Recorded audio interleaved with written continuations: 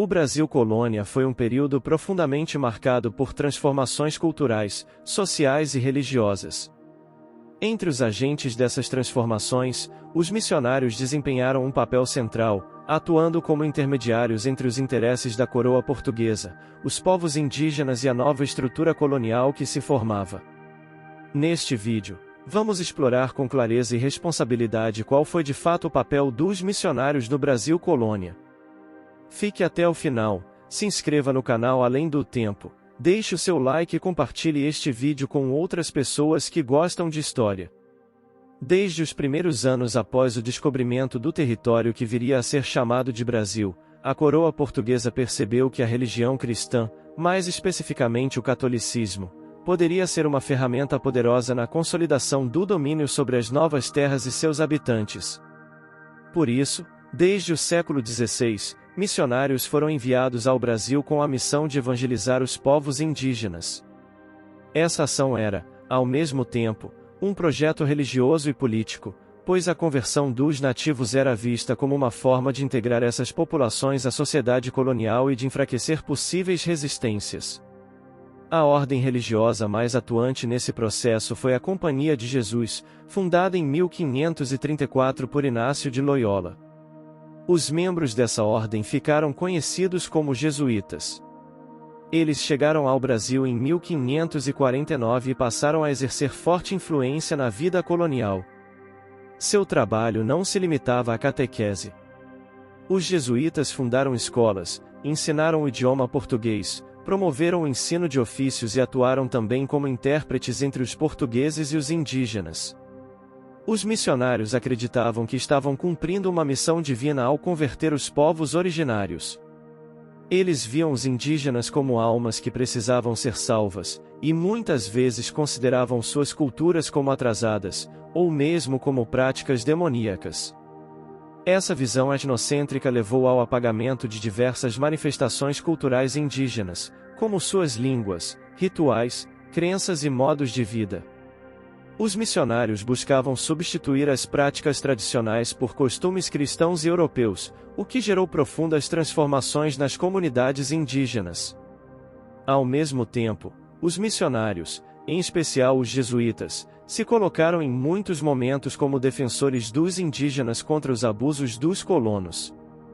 Eles denunciaram a escravidão indígena, lutaram contra a exploração forçada e, em algumas regiões, estabeleceram aldeamentos, também chamados de missões, onde os indígenas viviam sob a supervisão dos religiosos. Nesses aldeamentos, os indígenas eram convertidos ao catolicismo, aprendiam a língua portuguesa e eram organizados em uma estrutura de vida que misturava elementos europeus com aspectos de suas tradições, embora sempre sob a autoridade dos missionários. A atuação dos jesuítas causou tensões com os colonos, que viam nas populações indígenas uma força de trabalho importante.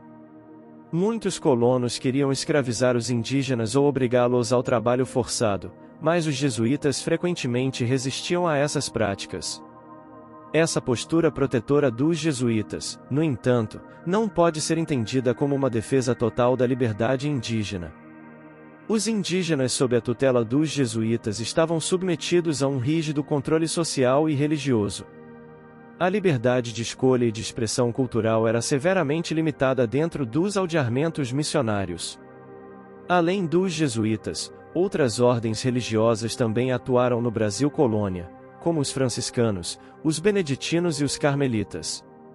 Cada uma com suas características, mas todas com o objetivo comum de evangelizar a população, principalmente os indígenas e os africanos trazidos como escravizados.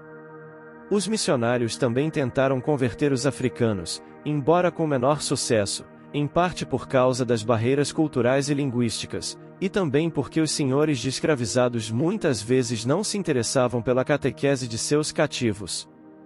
Ao longo dos séculos XVI, XVII e XVIII, os missionários passaram a ocupar papéis importantes na organização social da colônia.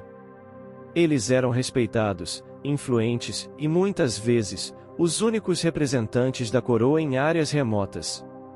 Os colégios fundados por eles foram os primeiros centros de ensino do Brasil, responsáveis pela formação de gerações de filhos de colonos. Posteriormente, de brasileiros. No entanto, esse poder também incomodava. Durante o século XVIII, especialmente no reinado de Dom José I, influenciado por seu ministro Marquês de Pombal, o governo português passou a ver os jesuítas como um obstáculo ao controle direto da coroa sobre a colônia. Pombal acusava os jesuítas de formarem um poder paralelo, com forte influência sobre os indígenas e sobre a economia local. Em 1759, os jesuítas foram expulsos de todos os territórios portugueses, incluindo o Brasil, seus bens foram confiscados e suas missões desmanteladas. A expulsão dos jesuítas teve consequências profundas. Muitos aldeamentos foram destruídos ou abandonados.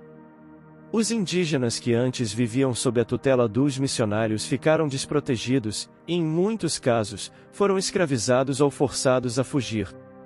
A ausência dos jesuítas também enfraqueceu o sistema educacional colonial, já que eles eram os principais responsáveis pelo ensino. Mesmo com a saída dos jesuítas, a atuação missionária no Brasil não cessou completamente. Outras ordens continuaram atuando, embora com menor presença e impacto. A partir do século XIX, com a chegada da família real portuguesa ao Brasil e posteriormente com a independência, o papel dos missionários foi sendo reformulado.